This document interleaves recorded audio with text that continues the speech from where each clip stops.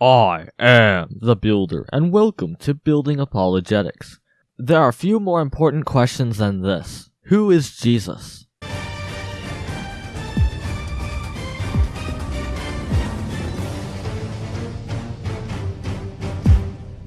So who is Jesus? This is such a profound question in our society because the life of Jesus continuously affects us all, whether we believe in him or not.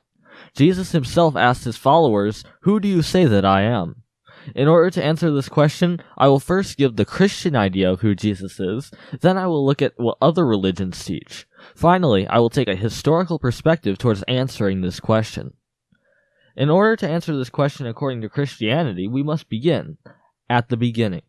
According to Scripture, we were created perfect in a world without sin, pain, or suffering. We were given a choice between God and sin, and we chose sin. Because of this departure from God, sin entered the world and our relationship with God was torn. Over time, we got further and further from God. In order to cure the problem that we created, God came down in the form of a man, and his name is Jesus. When Jesus is about 30, he begins his ministry of teaching and performing miracles such as feeding the 5,000, curing the sick, and healing the blind. He gains a large following of people who believe he really is the Messiah that has been foretold. At this point, he makes bold claims that challenge the Jewish beliefs about the law and excites considerable anger with the Pharisees, the Jewish leaders at the time. He mainly preaches in parables, and many of his stories are indirectly critical of the Pharisees. Eventually, he asks his followers the big question, "Who do you say that I am?"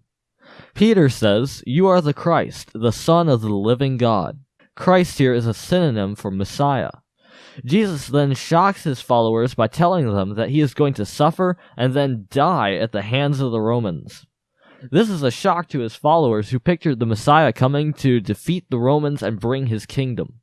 This shock is expressed by Peter, who says, "Never, Lord, this shall never happen to you."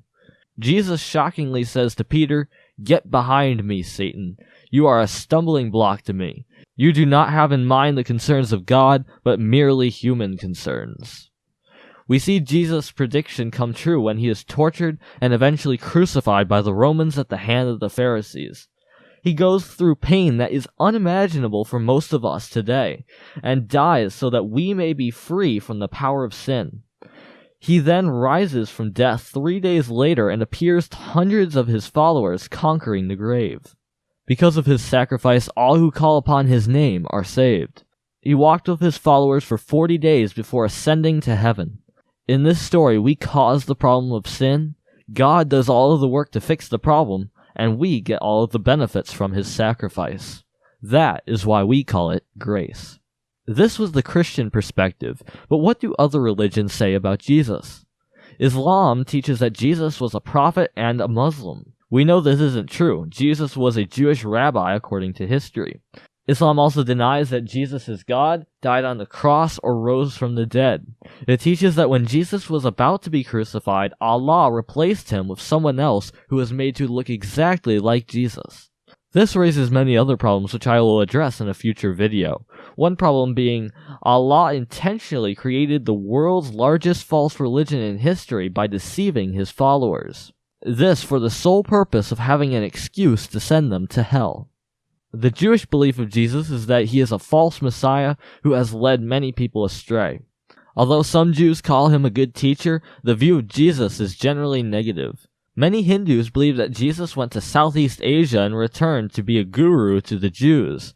Buddhists, like many other atheists, believe Jesus was a good teacher and a wise man. Now that we know the basics of what the major religions teach about Jesus, let's take a look at Jesus with a historical perspective. Just about all scholars, Christian or not, believe the stories of Jesus' life, ministry, and death on the cross are all completely accurate, even the smallest details. What separates atheists is that they believe the parts where Jesus performed miracles and rose from the dead are false. Whatever explanation they come up with to rationalize this response is utterly ruled out by the evidence, as I will show in a future video. This is Building Apologetics. If you like this video, make sure to like and subscribe. Also click the annotation to watch the next video when it comes out. Until next time, farewell.